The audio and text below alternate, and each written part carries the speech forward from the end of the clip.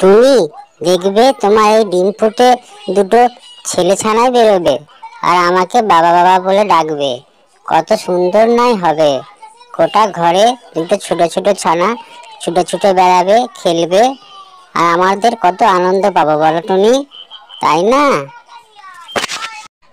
না টোনা, ছেলে হোক বা মেয়ে হোক আমি তাতেই খুশি। আমাদের ছানা বলে কথা, যেটাই হবে সেটাই খুশি।